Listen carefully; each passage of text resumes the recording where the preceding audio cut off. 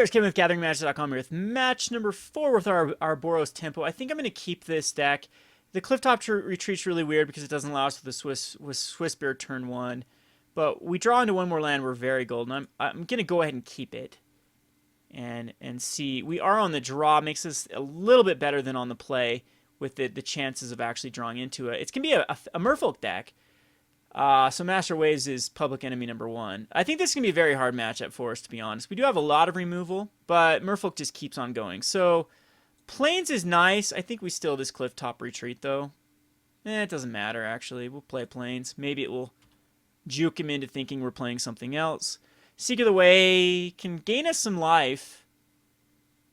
And if we get enough of our little Swiftspears, but first turn Vital is exactly what a Merfolk deck wants to do. And now he can play a Curse Catcher and a Lord this turn, and we have actually no way to interact. We have a Path to Exile, but a Curse Catcher can actually Celestial Adept. That's something I don't really care about. And a Tidebinder Mage can tap down my Swiftspear. So our opponent is starting off with a pretty. Hey, where were you?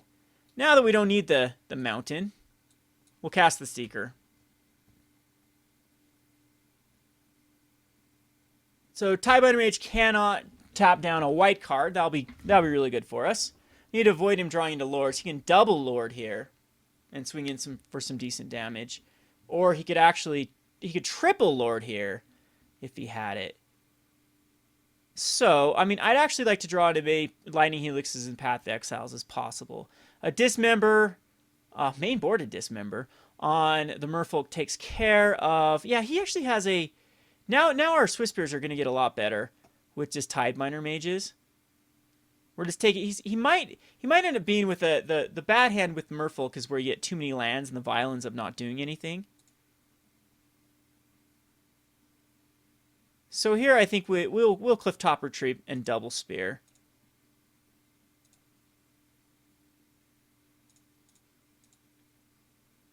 And then attack in with both of our guys. See if he wants to race. I think at this point we do. Path X on a Tidebinder Mage probably isn't the right line of play. Well, let's get in there for the 2 damage. And on the backswing, he's going to do probably more than 2. We do have the Path, which sets us aside from just a regular red deck, as we can just completely deal with the Master of Waves. So he's going to swing in for the 6 damage. Living on the edge there. Yeah, without that Dismember, I think we would have been in perfect shape because he'd be staring down 3. There's our Master. Don't care about the Master. Can he do anything for 2? He can bring in a Spellskite. So I think I want the Prowess triggers. Or the mana. No, we want the mana. So the last one card in hand has to be a Spellskite. Otherwise, we're in great shape. Not a Spellskite. And he's got plenty of lands that he doesn't even know what to do with. So, see if we can do 14 on. If we draw a land here, I think we can do it. Wrong type of land, because we still need the right source. Yeah, again, I really think that this, in all honesty, after playing this deck, these lands possibly even work with other budget. I'm trying to think if there is any sort of, like, even City of Brass type budget cards that can do both, because this is kind of redundant. We will Lava Spike here. Would he be dead with a mountain? And I want to say he would be.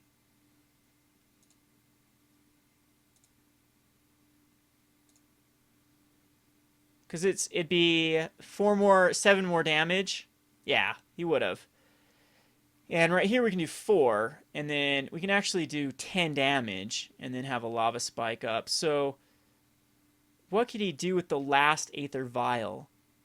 Do I just spike him and attack in, and then he brings in something that can block? It wouldn't be another Tidebinder Mage. I guess I can Boros Charm at any point. So if he doesn't block here, we will. Yeah, it's going to be Boros Charm. So close. That basic plains.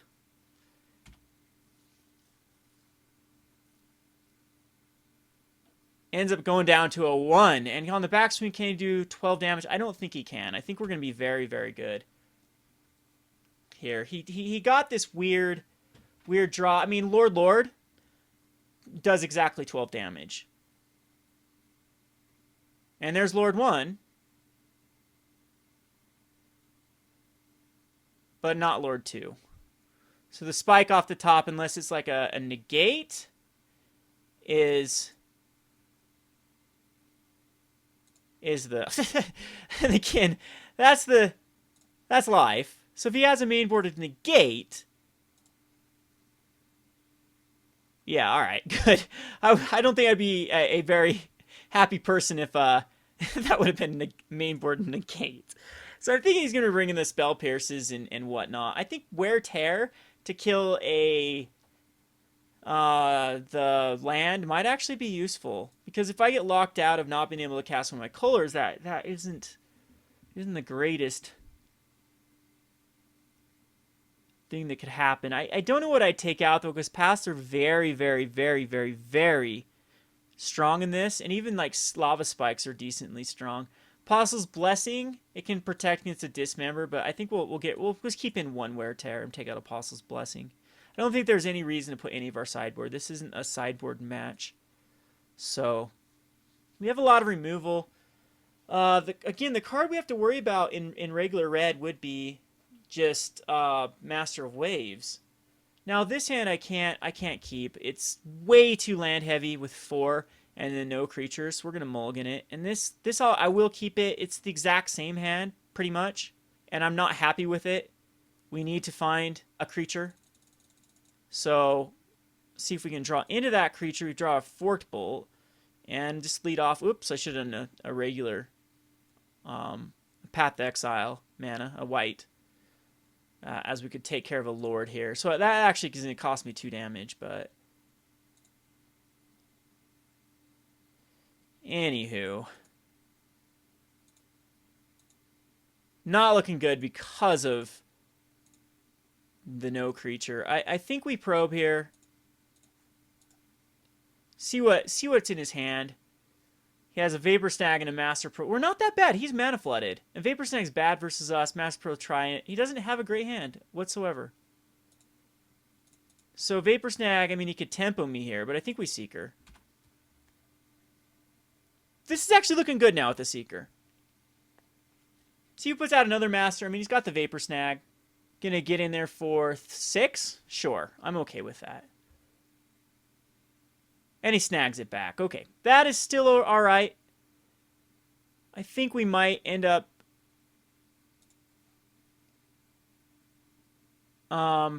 first bolting off,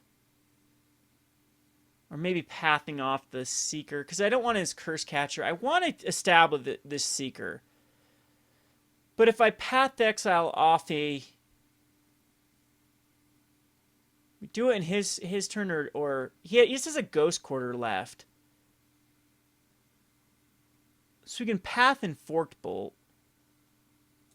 right now, which I think is the best move.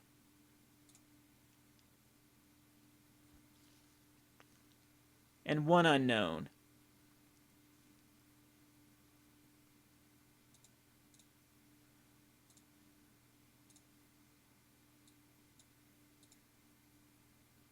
Then we can still keep another path up.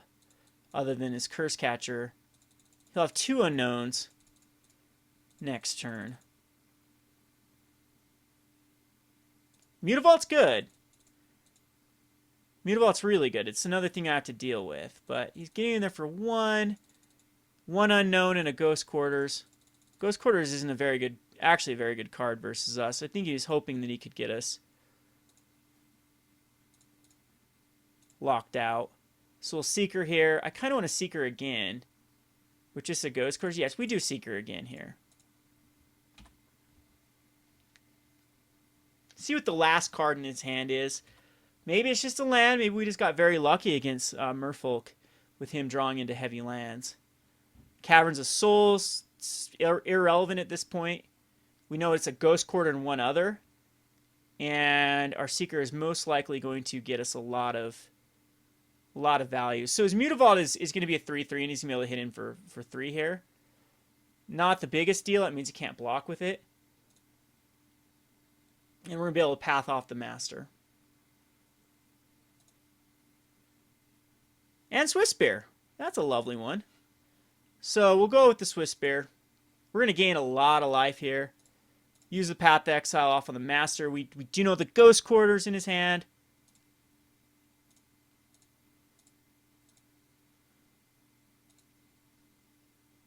Curse Catcher cannot counter this. We still have plenty of mana.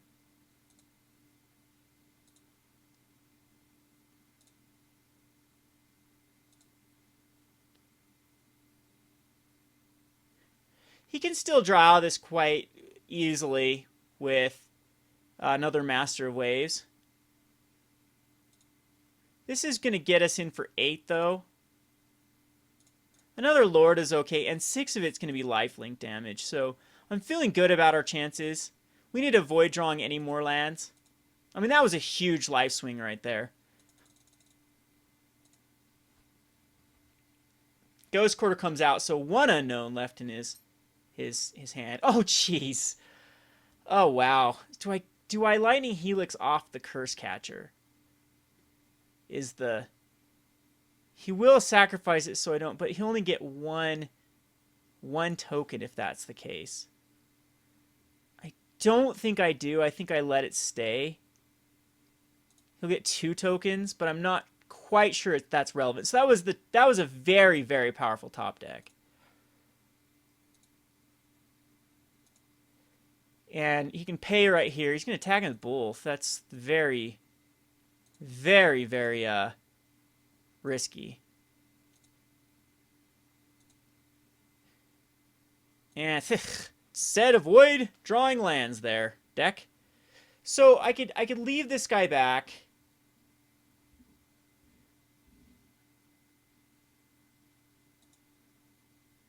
Because he just blocks with an elemental token. I think we have to leave this back. I'll play the Battlefield Forge. It doesn't matter at this point. A Lord would be brutal if he has one. Yeah. Yeah, that is brutal. I mean, we Helix that off. But now it does make it so we can't Helix off the Mutavault, which is what I wanted to do. But now the Mutavault's a 4/4.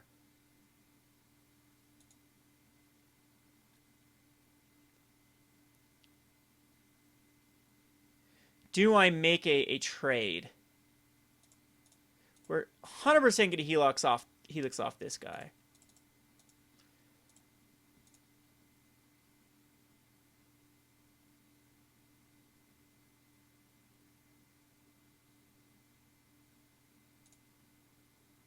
Kill the Mutavault forever, but lose a very, very powerful Seeker the Way.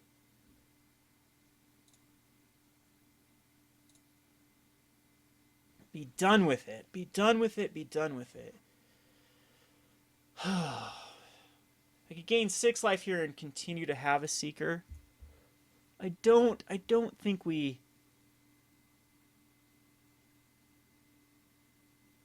I think we just let it go through. Might be the wrong choice because I could have gained some definite life there. That's not ideal. That's a tragic card, but makes him think at least. But another Lord, he can just start swinging for lethal. Nope, Mutavault's just going to come in. We'll just take another 3.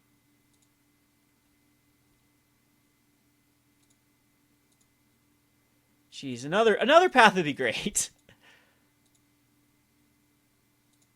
See if we can avoid these lands. It's a card at least. It can block.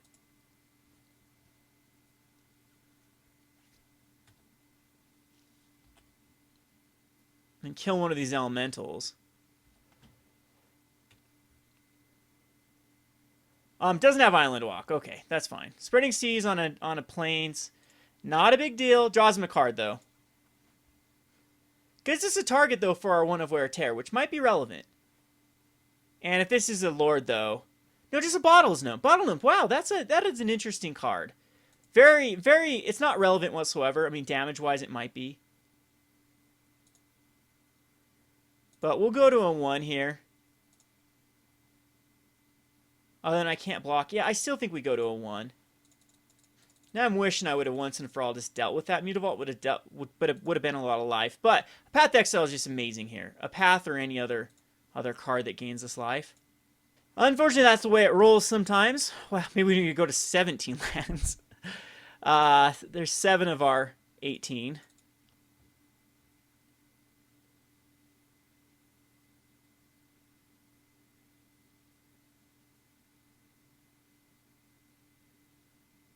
And it looks like a Silver Adept that he has to pay for. Which allows him to draw a card, though. Which could be the last Merfolk he needs. Nope, just a Mutavault. So here's where we can't even block all of this if he just swings in.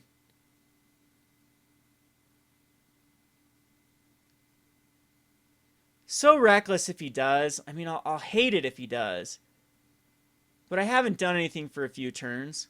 I mean, it would be just such a blowout. I mean, sometimes you just have to go for broke and just swing in for everything. Because I am at a 1. But any prowess would work here. I think we just block here on the Swiftspear and don't lose anything else. There's another Mutavault, which that's very good actually. And a Lava Spike's not going to do it. It's completely pointless. We'll use a Lava Spike.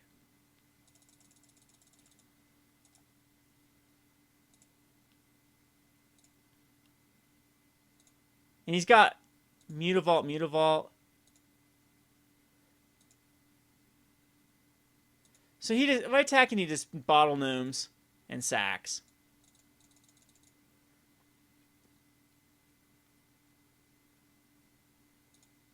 Fortunately, Lava Spike's a sorcery as well, so we couldn't do that instant speed. Shows you just the power of Lightning Bolt, how incredibly powerful Lightning Bolt is. Here we have to scratch, right? I think he'll even attack in with 1 more. I would attack him with the Adept.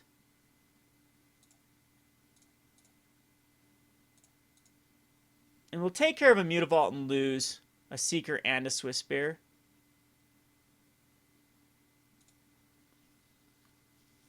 So literally the only card we can draw into is a Path to survive this. I don't even know if that works.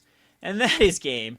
All right, let's avoid the lands next turn. Let's cut them all. Cut all the lands. We do not want to draw these.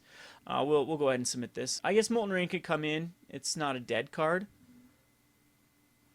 We'd like to play first. Well, the lands are not here. This is okay, I guess. It's keepable. It's bad. We have the Seeker, which does a lot. Double Lava Spikes. I wonder if Molten Rains would just be better than Lava Spikes in this. We need a land off the top here. Now I'm begging for lands. Now I'm like, I'm complaining about... I just can't be happy, can I? We'll go ahead and attack in for 1. Nice little start with the Swiftspear, but the Lightning Bolt is dead with the Curse Catcher. Here comes, I'm sure, a Lord. Or Spreading Seas would be brutal. Just an Adept. And he shows me a Lord of Atlantis. So, land off the top. Come on. 1 time for the Seeker.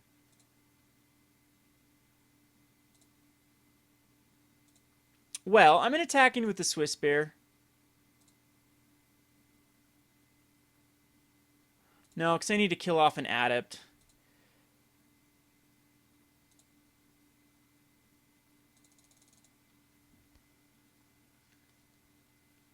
I think I have to kill this Curse Catcher off as well.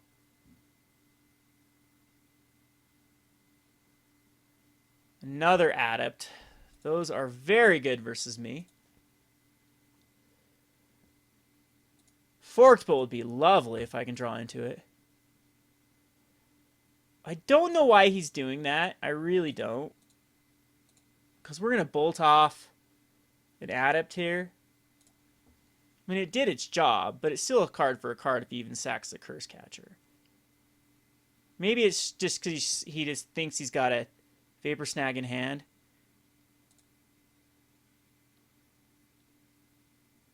Does he Curse Catcher? He does. That is interesting. I mean, it's still a card for card. See if the Vapor Snag does. Okay, so Vapor Snag, so I'm taking 2.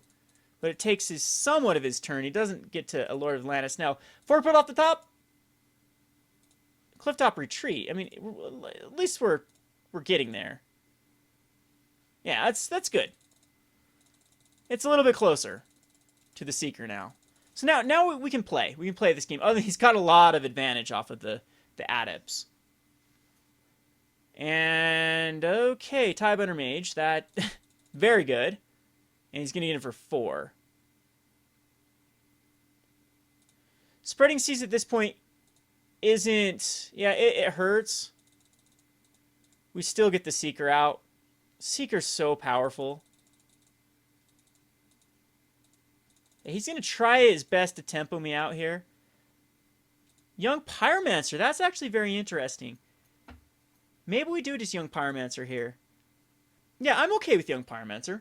Other than, we're going to take a lot of damage here with yeah, because that gives Island Walk.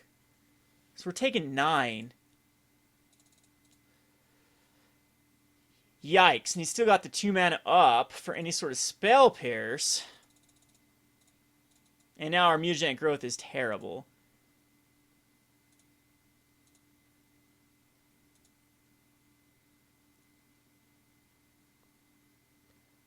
Well, we'll see what happens with the Bolt. He has a Lord of Atlantis anyway. Didn't he show us that? Yes. It's game. With the Lord of Atlantis. Because he still has the Island Walk.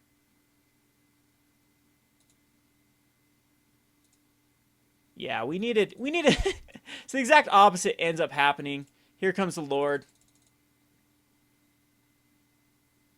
And that is game from the Island Walk. So, unfortunately, these are more chalked up. Where were you? I guess that doesn't help because we couldn't kill the second one. But we need this a lot quicker.